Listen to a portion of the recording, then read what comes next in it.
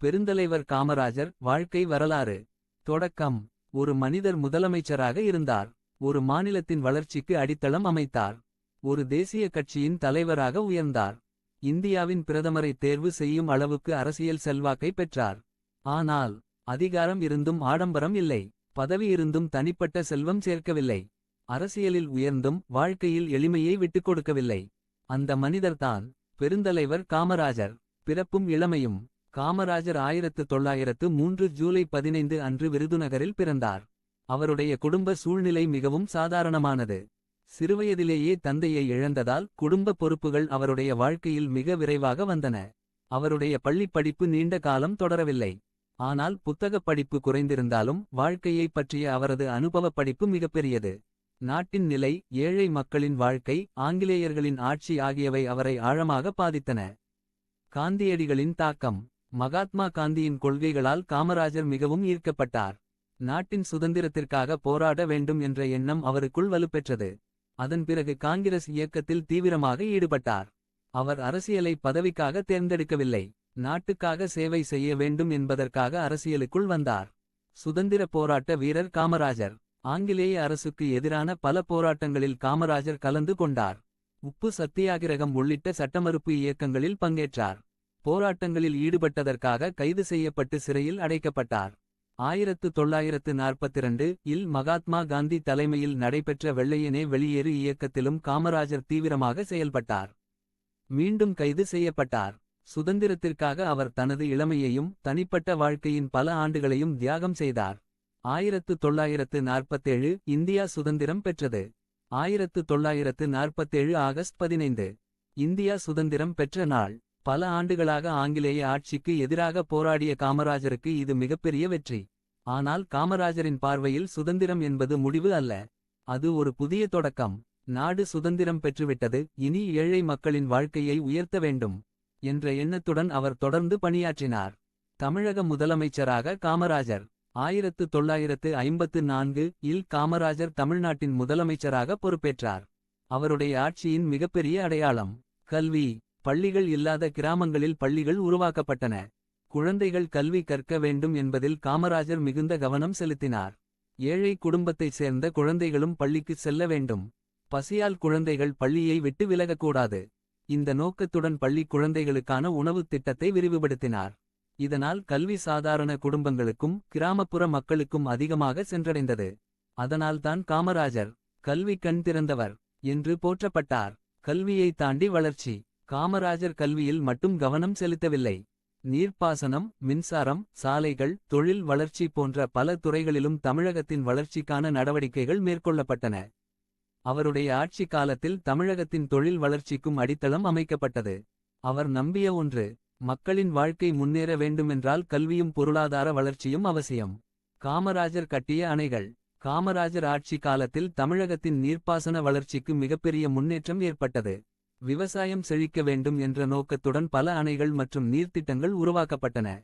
அவற்றில் முக்கியமானவை வைகை அணை, வாகாய் டேம் மதுரை மற்றும் சுற்றுவட்டார விவசாய நிலங்களுக்கு நீர்ப்பாசன வசதி வழங்கியது. மணிமுத்தாறு அணை, மணிமுத்தாறு டேம் தென் தமிழகத்தின் பாசன வளர்ச்சிக்கு முக்கிய பங்கு வகித்தது. கிருஷ்ணகிரி அணை, கிருஷ்ணகிரி டேம் வட தமிழக விவசாயத்திற்கு நீர்வளத்தை அதிகரித்தது. மேலும் பல சிறிய மற்றும் நடுத்தர நீர்த்திட்டங்கள் மூலம் ஏரிகள், கால்வாய்கள் மேம்படுத்தப்பட்டன. இந்த அணைகள் மூலம் வறட்சியால் பாதிக்கப்பட்ட பகுதிகள் பசுமை நிலங்களாக மாறின. இதனால் காமராஜர் நீர்வள வளர்ச்சியின் முன்னோடி என்றும் போற்றப்படுகிறார். பெரியாருடன் காமராஜர். பெரியாரும் காமராஜரும் வெவ்வேறு அரசியல் பாதைகளில் இருந்தவர்கள். இருவருக்கும் பல கருத்து வேறுபாடுகள் இருந்தன.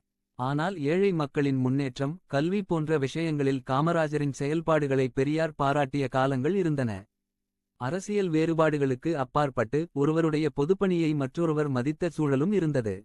அண்ணாவும் காமராஜரும். பேரறிஞர் அண்ணாவும் காமராஜரும் அரசியல் போட்டியாளர்கள். ஒருபுறம் காங்கிரஸ், மறுபுறம் திராவிட இயக்கம். இருவருக்கும் கொள்கை மற்றும் அரசியல் போட்டி இருந்தது.